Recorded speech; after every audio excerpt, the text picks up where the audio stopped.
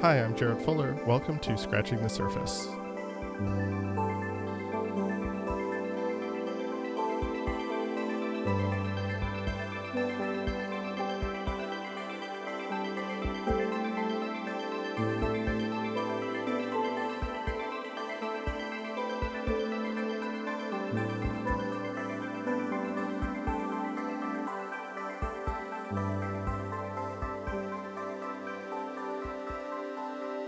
If you were to ask me the most pressing issues designers are facing today, I would likely say that the questions we're facing revolve around questions of decolonization and decarbonization. How do designers enable systems of oppression in favor of the powerful? How are we working towards a more sustainable planet? How is our work a tool of liberation, of justice, of longevity? These two issues, decolonization and decarbonization, are not often talked about as something connected. We don't, or at least I didn't, fully understand how deeply they are related. If we live within a dominant worldview that favors extraction of labor, extraction of resources, extraction of human worth, then of course this would extend to the planet. To truly decarbonize, then, we first must decolonize. This is the nexus of the profound work and research of my guest today, Adrian Lahoud. Adrian is an architect, he's an urban designer, a researcher, and is the dean of the School of Architecture at the Royal College of Art. He was previously the director of the MA program at the Center for Research Architecture at Goldsmiths and a research fellow at Forensic Architecture. He was also the curator of the inaugural Sharjah Architecture Triennial in 2019, and all of his work revolves around these questions of decarbonization and decolonization. In this wide-ranging and, for me, very powerful conversation, Adrian and I talk about this relationship. We talk about architecture and design's role here and why we need to rethink what we mean when we say architecture. We also talk about what this looks like in practice for him as a dean of an architecture program. How does this influence how he runs a program and shapes a research culture? This is one of those conversations that I found myself reflecting back on often in the days after we recorded it, and I'm really, really excited to share it with you today. If you like this episode and what we do here at Scratching the Surface, I hope you consider supporting us on Patreon. Patreon supporters get bonus interviews, full transcripts, an exclusive monthly newsletter, all while helping to keep this show free for everyone all the time. You can head over to patreon.com/Surface Podcast to get all the details and to sign up and support the show. Thank you, as always, for listening, and here is my conversation with Adrian Lahoud.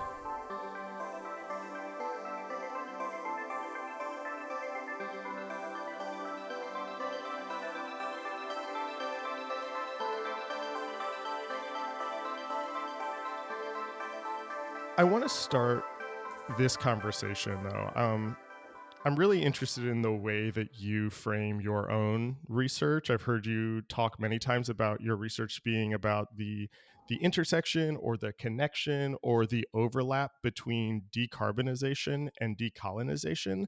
Tell me about how those fit together, or what it is about that intersection that you find so interesting. Yeah, sure. I think in the most simple terms, you can trace the situation that we're in with respect to climate change as the consequence of a kind of worldview. Mm. And that worldview has become dominant and effectively means that we've learned to see the things around us, the natural world, but also each other, as resources. Mm. um, Things to be extracted, things that we can apply various forms of calculations to in order to measure them, to financialize them, to commodify them, and to make them circulate.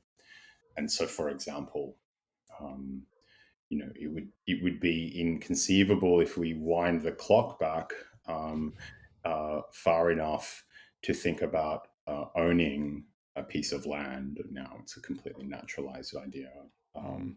And that idea of property has expanded into things like intellectual property, but also, things like carbon trading. So, for example, we have an atmospheric chemical um, that we can calculate. We can calculate its concentration. We can calculate how much an area of forest absorbs, and we can use that to create a value, which we can then monetize and trade and use to create things like carbon offsets. And so it's that extractive worldview that is has become dominant. And so the connection and the way it's become dominant is through a colonial project. I think colonial, in many senses, not just the literal, physical, violent taking of land, but the transformation in people's psyche, in their um, mental ecology, in what they value, in what they understand, and what they count as relevant or irrelevant in the world. That has had to transform. So our minds and our souls have been colonized, or have to be Mm-hmm. colonized, as part of the kind of the physical process of colonization. And the outcome of that is the absolute dominance of this worldview. And so for me, that's really where this connection between these two things comes in. And in fact, I think it's impossible to separate one from the other. And of course, I mean, there are so many historical examples, but of course, the one that's most often cited is, of course, the commodification of black bodies as part of the slave trade, Right. as the kind of like, in some sense, the beginning of that. I think this is so fascinating because, when I first heard you talk about this, it was one of those moments where it's like, this is so obvious, and why have I not why have I not made this connection before? Yeah, That this idea that to truly decarbonize, we have to first decolonize. yeah, And I'm wondering if you could you talk a little bit about how you came to this connection and how you started to see these as linked? Because like I said, it was one of those, I felt so dumb the first I heard you say. It was like, it's so obvious, but I had never thought of it that way before. How did you start to arrive at this line of thinking? yeah. That's a good question. Try and give you a kind of relative concise take answer. your take your time. Yeah. Um, so my research work really starts off many years ago, looking at post conflict situations in cities. Mm, My parents were born in Lebanon and emigrated to Australia, which is where I was studied.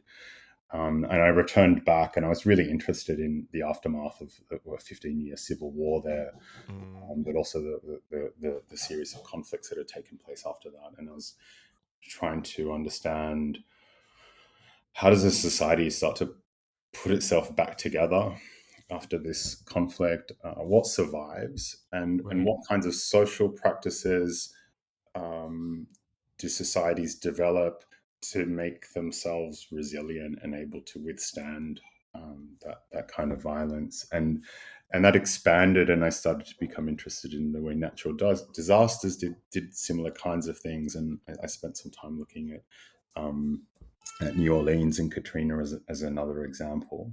Fast forward a little bit, and I started working on a doctoral dissertation at the University of Technology, Sydney, with Andrew Benjamin, looking at the idea of scale. And at the time, I was running.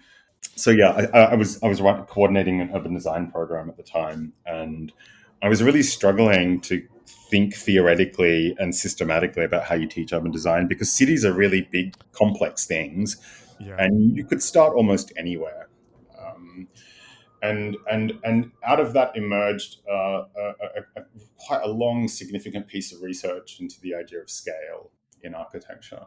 Mm, And what I discovered while I was doing this research work into scale is that climate scientists were also grappling with another really big, complex thing made up of many parts operating at different temporal and spatial scales.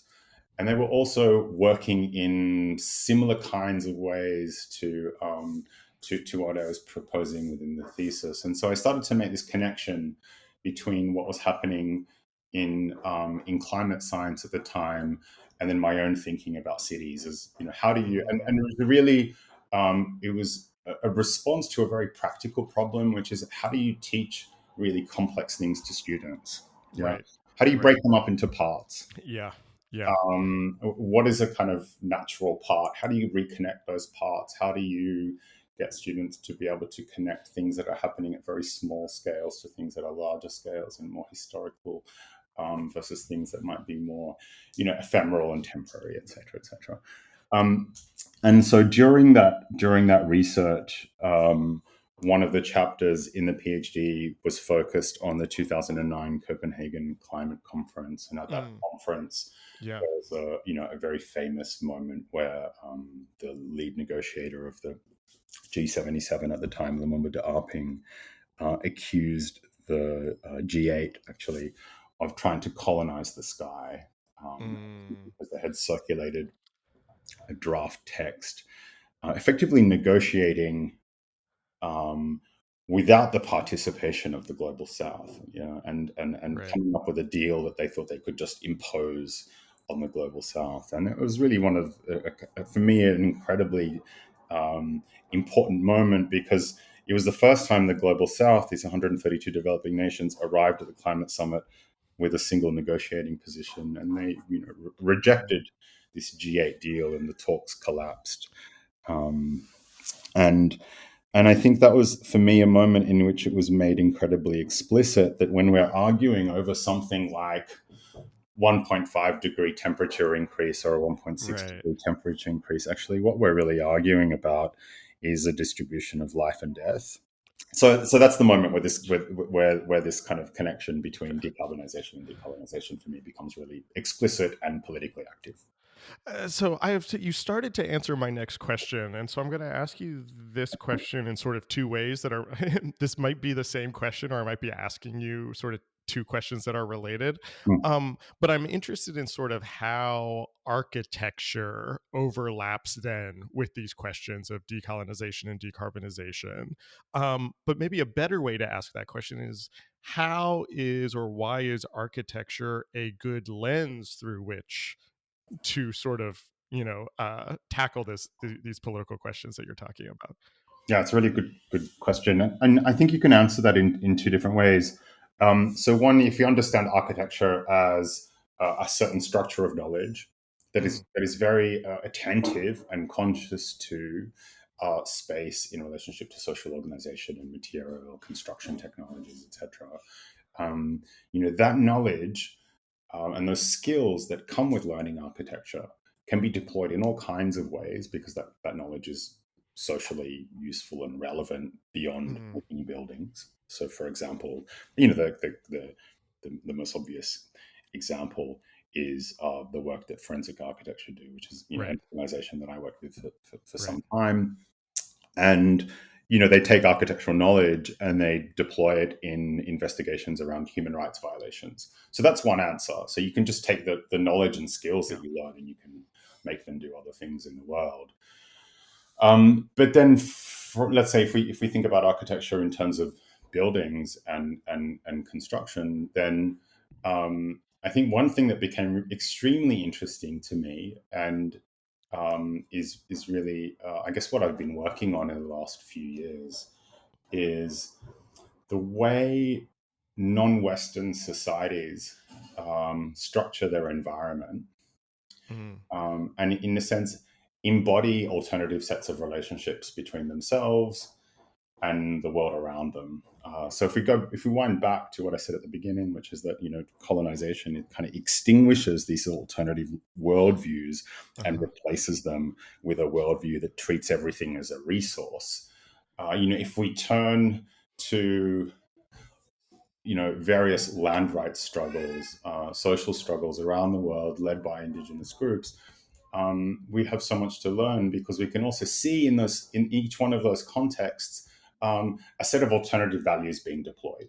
Yeah, right, right, and for me, I think those moments are incredibly precious. And what's interesting about them is that they also confront. It's been very confrontational because also what we the kinds of things we expect to refer to when we say the word architecture might not always look like buildings, Right. but they might do the same kind of work. Yeah, they might organize Yeah. people socially. They might, create ways of allocating resources that are, Yeah. equitable. They might shelter people, or they might organize their passage through a landscape. All of the things that we kind of understand architecture or, urbanism to do apply in a different context, but just look very different. And I think for me that is a kind of huge like epistemological provocation to us. Yeah. And I think when I go back and think about my own architectural education and how incredibly Eurocentric or Western centric it was, Mm. um, I realized that there's a vast realm of human experience that's been left out of canonical understandings of what is architecture and what's not. Right. And I think that's really exciting. It's tragic, but it's an exciting moment because actually it just points to the fact there's a ton of work to do to start to think through what the implications are for us. Yeah, I mean, part of the project then becomes decolonizing what we mean by by architecture itself. I've heard you talk about sort of this. I don't know if you want to call it sort of a history or an understanding of architecture that looks as architecture as building and specifically as shelters and dwellings, Yeah. and that sort of presupposes what we mean when we say architecture. Can you? This is a big question. Can you sort of briefly talk about this idea of shelter and dwelling and how this maybe relates to a whether that's like a colonized or a limited understanding of what architecture is or what architecture can be? Yeah, yeah, absolutely. I mean, the really short version of it is that I think that the most fundamental presupposition about a Western conception of architecture is that its role is to shelter us. Mm. But implied in that presupposition is two things. One is that the world out there is some kind of threat; it's dangerous. And the second thing is that we are somehow vulnerable Mm. and therefore subject to Right. predation, bad Right. weather, what have you. And architecture kind of intervenes, yeah, to Mm. insulate us. Um, but in that presupposition is a relationship between the organism and the environment that isn't universally held by different societies. Mm. Yeah. Mm-hmm. So that's just interesting. Your house. It might be more relevant to say that the roof space in your house is um, is a resting place of gods, Right. or that Right. your garden, or the landscape around your house is the resting place of your ancestors. Right. Than it is to say that it's your, I don't know, front lawn or the Right. things that Right. does the ventilation, Yeah. because then suddenly if the land around you is or the building materials of your house have a direct connection to your ancestors, then your relationship to your environment is not protection from a threat, it's care. Mm. Yeah, and so suddenly you start to flip in 180 degrees the relationship that's presumed between the person and their environment. And there are kind of numerous examples of that I've gone into in different lectures, but that's really the gist of the argument. There was an interview. I read an interview that you did a while ago, and you were, sort of talking about your sort of research project, all the things that we're talking about today, and the interviewer asked you, sort of pointedly, like, why do you think architecture can solve these problems? Yeah. And your response to that, I have not been able to stop thinking about. When I read that, you said, I don't think architecture is capable of solving anything, but it is an excellent platform to pose problems. Yeah. And I'm wondering if you could talk about that. And I think we're starting to get to that a little bit, but how do we sort of shift from architecture as building, Yeah, architecture as problem solving, yeah. to architecture as set of ideas, set of principles, set of, platforms to pose these problems as opposed to solve them? I mean, so this is a kind of methodological given in my work, which is to think really precisely about how a problem comes to us. Yeah. Mm, But like mm, we think problems are kind of just out there. And as students or as practicing architects, we kind of take them on board, like they're kind of ready made. Um, but I think the way that they've come to us is always structured by certain kinds of historical and political forces. mm, Um, so you could think about something like homelessness, right. and you would see that some people would pose that problem in terms of a shortfall of housing construction, which might be one way of posing the problem, and it would lead to certain kinds of responses. Another way of posing the problem would be to talk about the commodification of housing and the fact that, well, actually, we have plenty of houses that just happen to be empty because they're used as investment vehicles. Right. Right.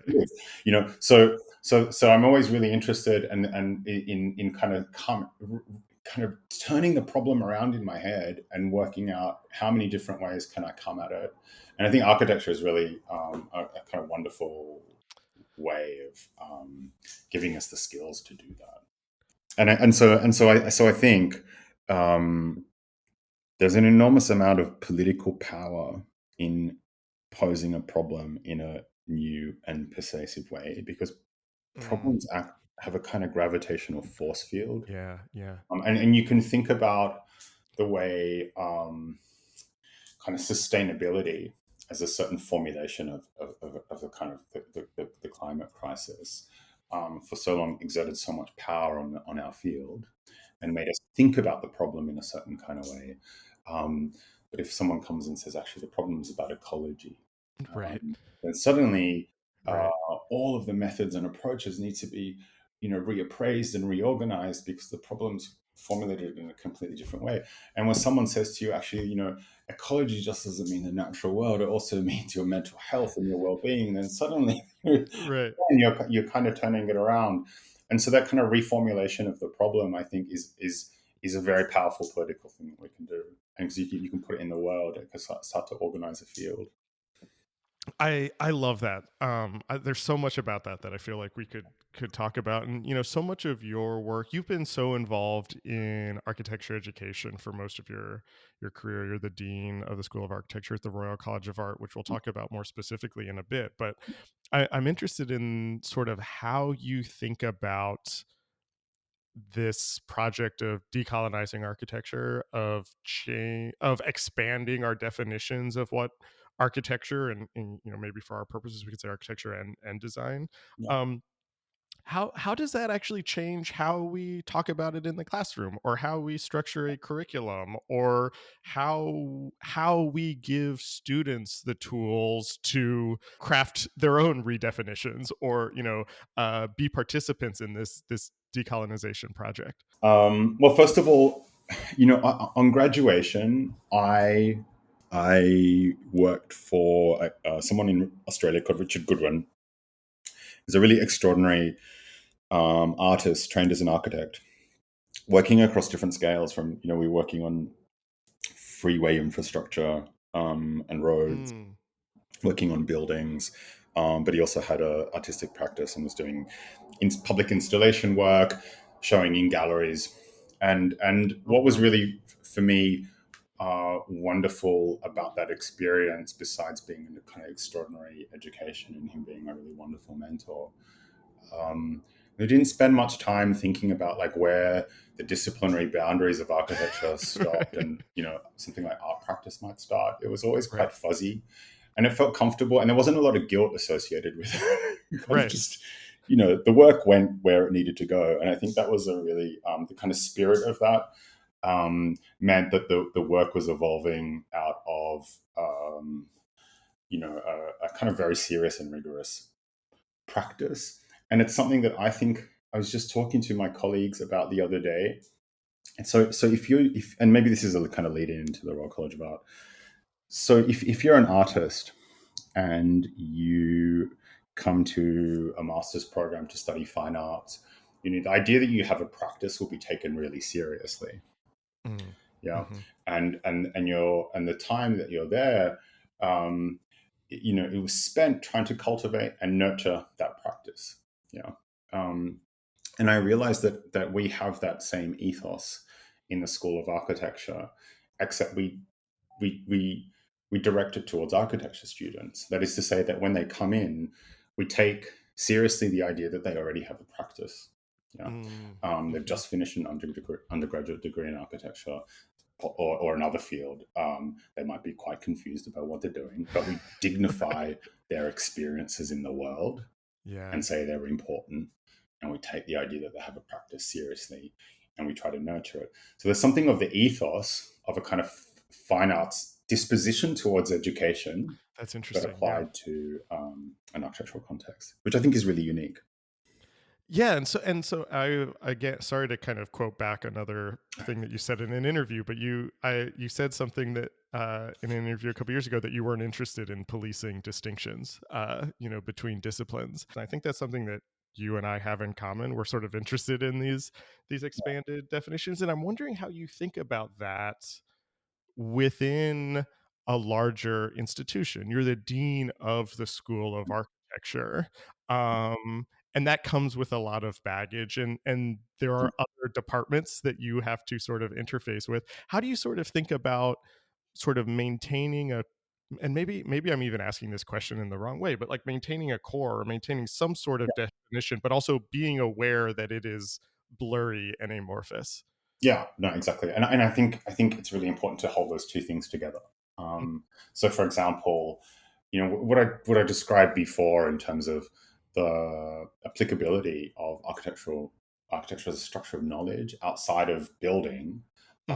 Um, in order to produce uh, that knowledge, you need a really serious engagement with the history of the discipline Right, right. and with building and with construction, and so those skills don't come out of nowhere, and so um, it's less about moving away from commitments that we have to what contemporary architectural practice should look like, which we have those commitments, and they might not be the same as other people's commitments. We have those commitments, um, but it's less guilt ridden about pulling people in from the perimeters of those interests back into the center, Yeah, yeah.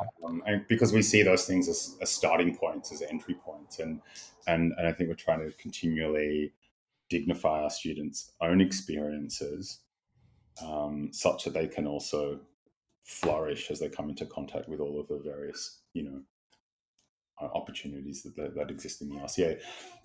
I mean, one really incredible thing about the Royal College of Art is it's also kind of naturally interdisciplinary as a context. Mm, yeah, So, having taught at other institutions where there are long-standing intergenerational debates around right.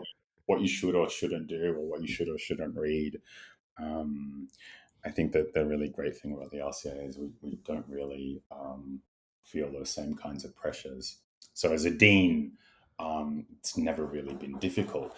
I think we have a more complex and nuanced problem. So we have an interior design program, Hmm. and we have an architecture program, which is the professionally accredited program. There's a city design program, so it's a more urban scale, Right. and there's an environmental architecture program, which is something that we developed um, as a contemporary response to everything I was talking about at the beginning around resource extraction. So Right. it's Right. not landscape architecture, but it's thinking about land rights struggles, territorial Oh, scales interesting.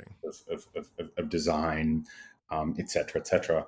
And then the interesting thing that we have is there's so much cross fertilization between all of those different scales and Uh, practices, um, that oftentimes it's not clear yeah. overlap, and that's so which is a nice thing, but it's also it makes us continually think about what makes them distinct from each other as well. Do students come in into your program with that knowledge that you as an institution are thinking about architecture this way? I'll sort of put my cards on the table here, and I've asked this question to many people on the show Mm. over the years. I when I teach undergrads, I'm always sort of teaching in this with these expanded modes, these blurry definitions. I can't tell you how many times I've had a student say, like, I want to do this for a project, but I'm not sure if it's graphic design. And Yeah. I'm like, like, if you're doing it, it is. Like, Yeah. if it's Yeah. we're doing it in this class. And some of that is the difference between an undergraduate student and a graduate student, and pressures of getting a job and thinking about, I have to get work after this. And so if I make this weird short film, is that like, is that too weird? Yeah. And I'm wondering if sort of how, I don't know, how you sort of prepare, how students are, how aware of students of this way of thinking are they going in? Or are there students who are thinking like, I do just want to build buildings. I do just want to make shelters, Yeah. how do you sort of talk about that tension? Yeah, I mean, I think the answer is that yes, absolutely. Now, after I've been dean for 9 years, and so um, people come to the school for a specific reason, Mm, and they come because they want to study architecture in this interdisciplinary context alongside artists and designers, and graphic designers and fashion designers and sculptors and photographers, etc. And so they've already given themselves permission to have a kind of proximity to the fine arts and right. design in a broader sense, which is great. And I think that's fantastic for us. But there's a ton of people that come that want to pursue um, architecture as building, as it's known. They want to pursue interior design as building, or Hmm. civil design as a kind of, master planning project. And it's really important that space exists for those practices. And Right. a large part of the school is people who come at things in that way. And it's actually, I don't think we've ever been in a position of thinking it's one or the other. It's actually the relationship between someone who wants to produce textile as their graduating project in an architecture degree, which has happened in the past, or wants to work in glass blowing to model. Um, that's You can do that, yeah. But there are also people producing, you know, um, what might look like a conventional documentation package for a building. So it's a mix.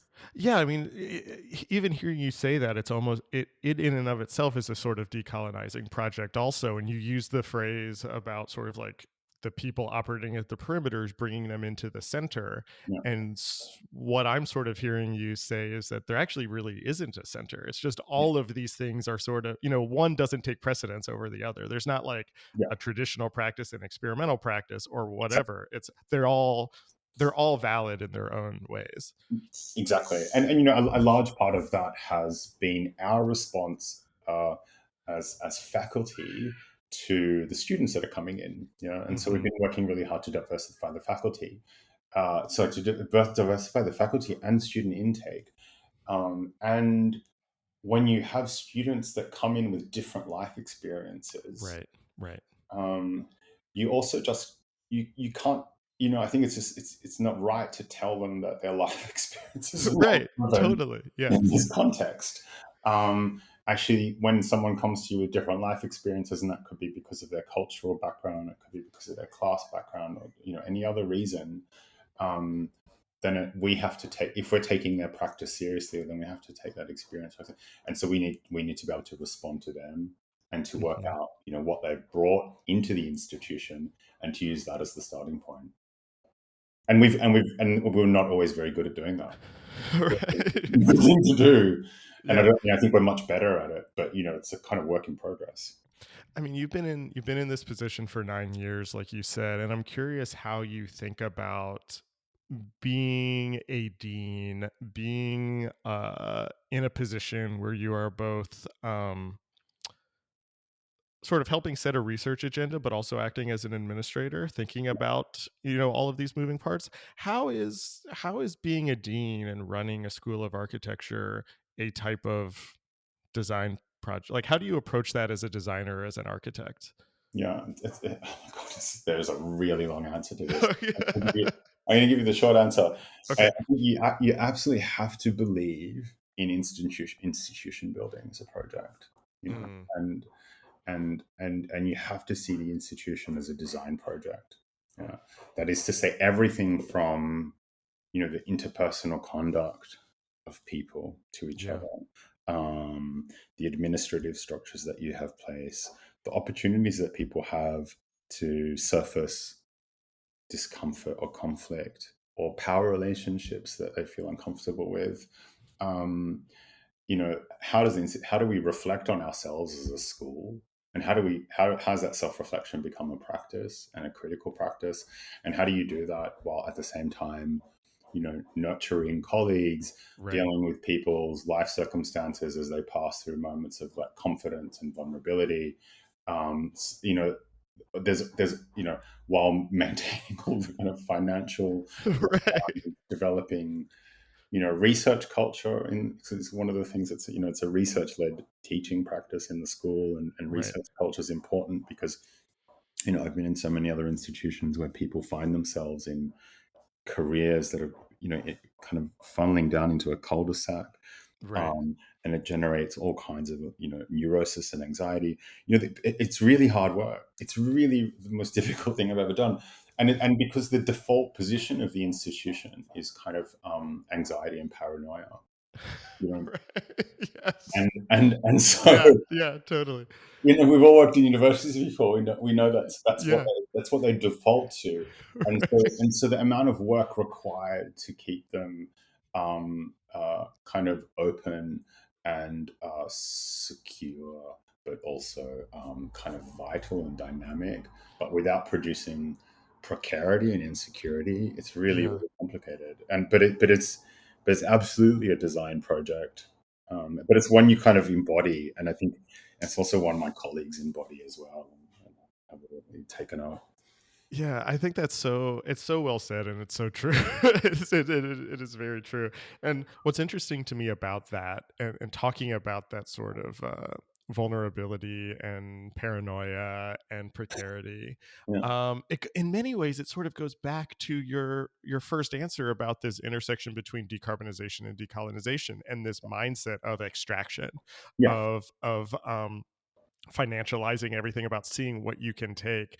And I'm wondering how you sort of apply, we've been talking about these ideas on the scale of the mm, planet, on the scale of mm, the city. mm. How does that research actually influence how you manage the school, how you organize the research culture, how you sort of interact with students and faculty, because it's sort of it's the same issues just on a smaller scale. Absolutely. That's a really, really, really profoundly important question, and it's also difficult to answer. So, and I think the US is in a slightly different position to this, but certainly in the UK, that education has become more financialized. Of course, we have Hmm. shared issues in student debt. The student debt issue in the US is arguably a lot worse than here. Um, but in the UK, the your research output is the word used to describe it, Mm. is quantified and assessed in a nationwide assessment process that takes place every Right. 5 years, and your time is subject to different kinds of metrics, whether it be student feedback and Hmm. et cetera, et cetera. And so education in both the US and the UK, and in fact maybe less so around the world, maybe Australia and Canada as well, um, is more and more subject to things that uh, processes of like counting and assessment and Mm. quantification. um, and I think that's been really challenging for academics everywhere, and researchers everywhere. And so I think that the approach that we take to it is really practical. I think we have to fulfill those expectations, and um, but also not see them as an end in themselves, Right. Right. and see them as a kind of collateral of what we're really trying to do, which is create a transformative experience for students, and to produce research that has meaning in the world. And so, yeah, there's a really long bureaucratic answer to that. I Yeah. just trying to Well, Adrian, find my way around it. if there's any podcast where you can give long bureaucratic I answers about administration, you are on it. This is the show for that. I've I have a couple questions to wrap up yeah. this conversation. I'm interested in what you're thinking about now. What's sort of top of mind for you? What's next for you? Where do you see this research that you're doing going next? Yeah. Look, I think we've just come off a really successful few years. I think we were Mm-hmm. really had an amazing, of course, the recent Venice Architecture Biennale curated by Leslie Loco, which is really also about these themes that we've Yeah. raised today around decarbonization and decolonization. We see like a first generation of alumni coming through the school, a first generation of faculty coming through the school, participating in that event. And actually, one of the things I'm really interested in now is a kind of intergenerational relationship. Yeah. Mm. So how do those that new generation of alumni and faculty that are going out into the world doing all these fantastic things? So there was, I don't know, 22 or 23 people out of the 90 people curated by Leslie were from the school. Oh, Um, wow. which is a kind of extraordinary. And if someone had told me that at the beginning of my tenure as dean, I would have not believed them. So this generation is starting to get recognition, and things that were considered really um, on the fringes of the discipline 9 years ago when we started, running studios Yeah. with Yeah. indigenous groups looking at resource extraction, or running a multi-year studio in the Atacama Desert, as my colleague Godofredo Pereira did, or working, in Borneo, on palm oil plantations, which is what Christina Jarrett was doing for a number of years. These things that were actually really not considered part of architectural education. Right. I've seen now many, many other institutions really wholeheartedly embrace those kinds of practices, and I think that's really, for me, extremely, extremely exciting. And my own work, and I think my reflection on the institution at that moment is to actually, and again, this is part of, and again, it is a way, a kind of response to your question about the institution, which Mm. is how do we start to think about this in intergenerational terms? Yeah. How do we think about this as from a longer term perspective, and start to build in some of those practices, not only in the school, but in the wider world, in the profession. Yeah. Um, in the bodies that accredit architecture degrees and programs. And I think for me, that's the really exciting next phase of all of this, which is a kind of broader formalization and institutionalization of what's happening in the school. Yeah. I mean, you started answering what my follow up question was going to be, which is sort of where you see architecture and design education going next. If there's sort of other issues or topics or focus um, that are on the margins that we need to bring into the core. Are there others that we haven't talked about that you're sort of seeing on the horizon? Yeah, I mean, I think for me that um, the two major shifts that have taken place in the last uh, 10 years is the incorporation of like insights from Black studies and from Mm-hmm. decolonial studies as well into architecture. And I Mm-hmm. think what they've pointed us to is vast gaps in our knowledge of history. So Right. also just basic, historical documentation of, non-Western forms of architecture, or, the role of architecture or space in Yeah. histories of social struggles around the world.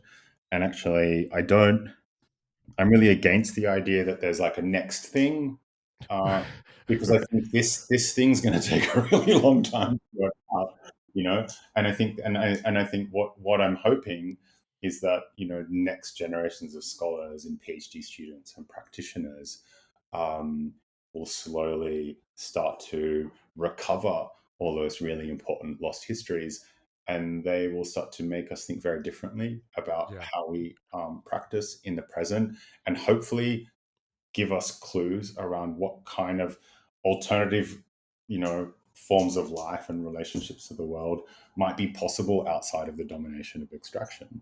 Yeah.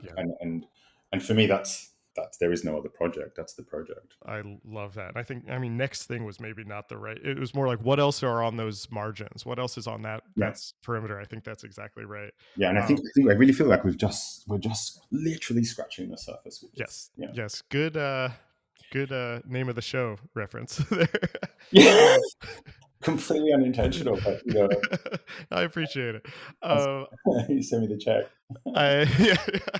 I think that's a good way to wrap up. So I'm going to ask you the last question, actually, that I used to end all of these. I'm curious what you're reading right now. What I'm reading? Yeah.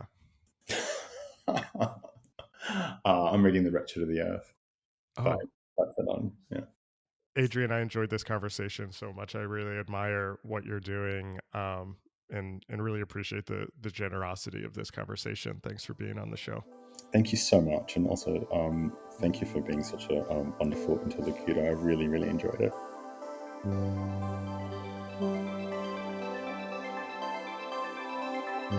That was my conversation with Adrian Lahoud. Our theme music is by Jeremiah Chu. The show is and always will be free, thanks to the generosity of our Patreon supporters. If you like what we're doing, I hope you consider supporting us and get some bonus content each month. You can follow us across social media at Surface Podcast, and you can listen to all of our previous episodes wherever you get your podcasts and at scratchingthesurface.fm. Thanks for listening.